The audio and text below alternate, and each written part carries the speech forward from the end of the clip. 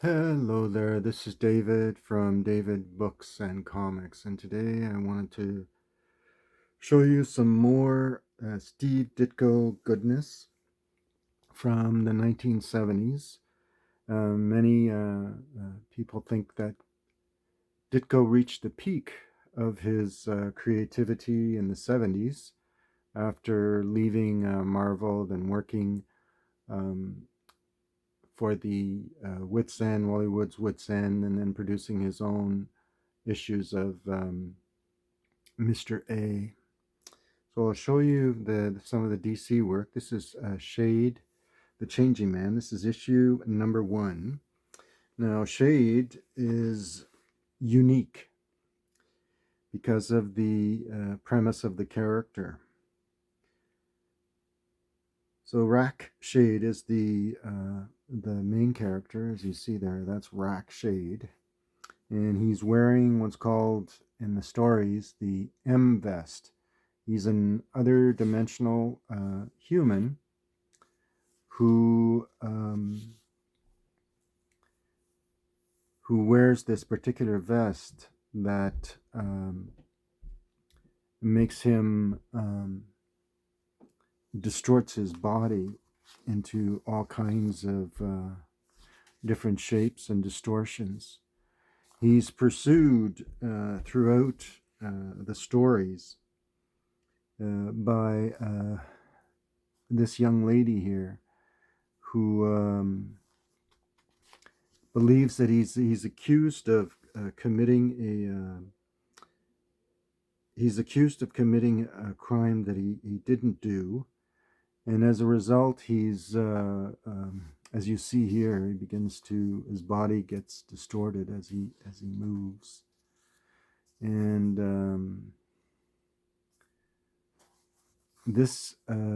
she's kind of a supportive protagonist, an antagonist, but actually a sympathetic character in the stories. But what I wanted to show in particular is Ditko's work, which I find rather unique. So it's probably some of his best. And pushes kind of the envelope of creativity. So that's issue number 1. And this is issue number 2. You can see there's Shade in the forms of destruction. So Ditko creates a lot of a really complex kind of scenario. It's really the writer is Michael Fleischer, but really and truly you can see even by the names of the main characters that this is really the inspiration for this is really Steve Ditko. There's elements of his to me his best work is in my view is the work he did with on Doctor Strange. You can see it in terms of art. It kind of pushes the bounds of creativity. So that's issue number 2. This is issue number 3. Beautiful splash page. You can see the concept and art. There you go. It really is Ditko's concept. And like I said, there's elements of it. Starting with this issue in particular, he just gets very creative.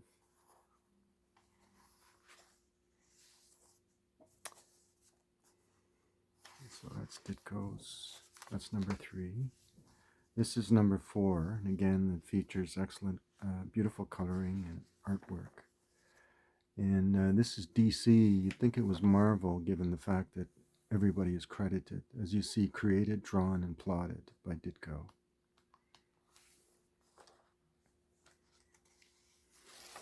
The dialogue is Fleischer. Now, the only reason he created several characters for DC. One is the Creeper, the one that I showed in a previous episode, the Hawk and Dove, and this character, the Shade.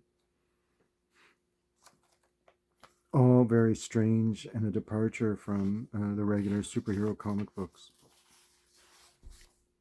All within the genre of the superhero, but as you see here, there's elements of Doctor Strange.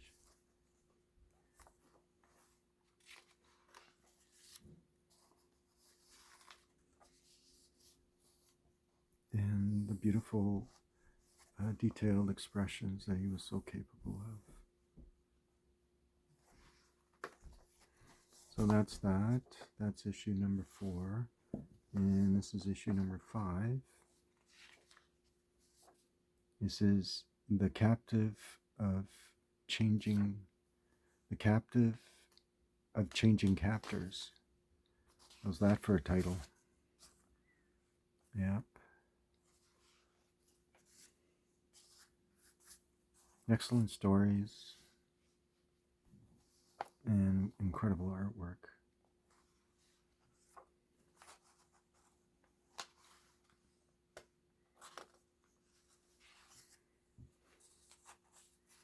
That's that. And there's concept and art, the color coma.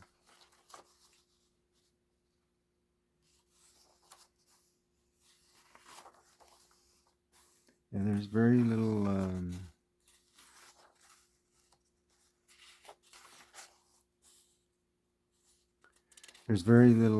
inking in that changes his artwork. Yeah, he did his own inking in this. You can tell it's all him. So that's number 7, and this is the last of the issues. And Ditko stopped working for DC. I was told or read somewhere that it was largely because of illness. No other reason. It has nothing to do with sales or anything like that. It was more to do with his health.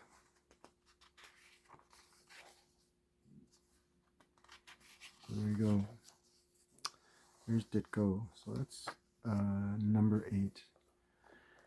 I also wanted to show some of the Mr. A that he did from the 70s, and to demonstrate just the depth of the quality. This is his own issue of Mr. A.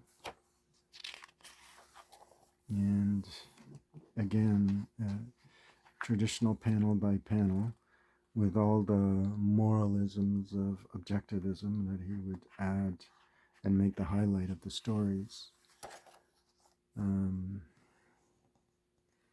This is a story about a kidnapping of a young girl and the people who were involved and the reasons why they were involved.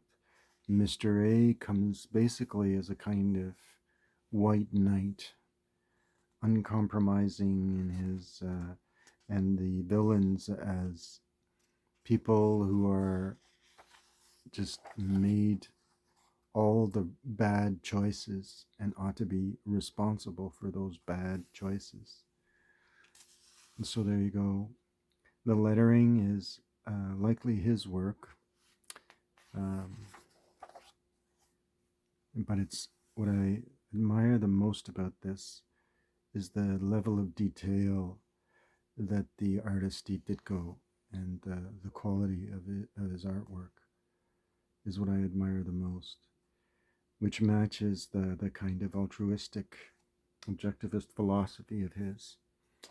So that's that. That's the Mr. A. I also want to show you another Ditko collection, and this is the Phantom 2040 that he did for Marvel. This is Marvel Comics.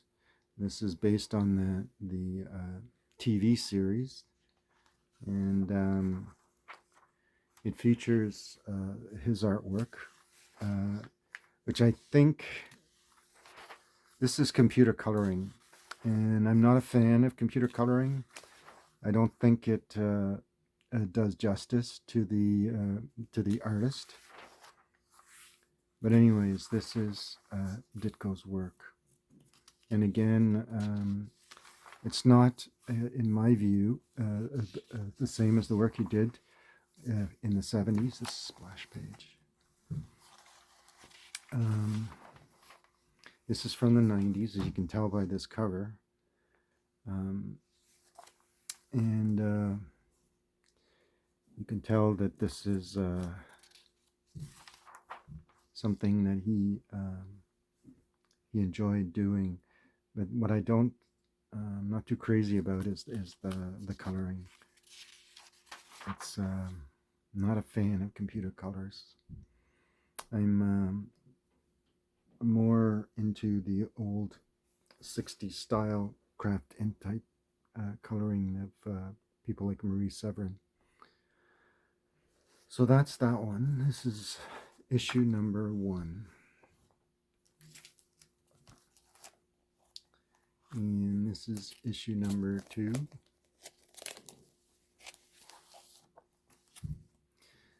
The reason I bought these was, number one, the combination of the Phantom of the future, but with Ditko's artwork, which I think is some of his later work, but not as good to me as his 60s and 70s work. So that's that. That's issue number 2. And this is issue number 3. It's another poster.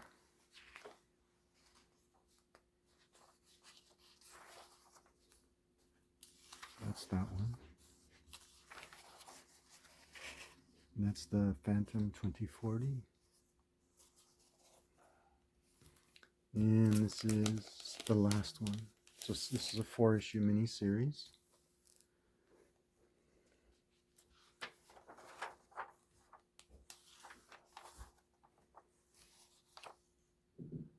So as I said, this was based on the animated cartoon. It's the setting of the Phantom's adventures is it takes place in the 21st century in a place called Metropia. It's a vast city-state that's in crisis. This is the last issue. This is Vision Quest. And this is the Lady Phantom. So the Kid Walker comes across and realizes that he has this legacy. He's one of the Phantoms, and he has to carry on this legacy. He's assisted in his adventures by Jenna and Tran. And it's basically a kind of ecological consciousness kind of thing that is presented in this story. But it's what, of course, attracted me to this collection is Ditko. I was curious to see what kind of work he did, which is, to me, it's well done. It's competent artwork, as per always. And plus, it is the Phantom. So there you go. So I hope you enjoyed this little video that I had on some of Steve Ditko's work from the late 60s and 70s, which to me is the highlight of his artistic career, especially the work he did on this character, Shade, the Changing Man, the Creeper, and in the one I showed in previous episode, the Hawk and the Dove. So if you enjoyed this little presentation, remember to give me the like, and thank you everyone for subscribing, um, and feel free to comment, and I'll respond and give you any and even tell me what is your favorite Ditko work, whether it be the work on Spider-Man, which I think, especially in the later issues of Spider-Man, I would consider that to be his best work. But even more than that, in my personal view, his work with the later uh, Doctor Doctor Strange is to me some of the best work he's done in comic books. Um, but even more than this is, of course, the work he did for Warren Magazine and Creepy, where I felt his horror work, especially with in black and white in the Creepy magazine, is some of the best graphic artwork I've seen. All right. So again, feel free to comment, and thanks everyone for subscribing. And remember to give me that like. Okay. Thanks. Bye.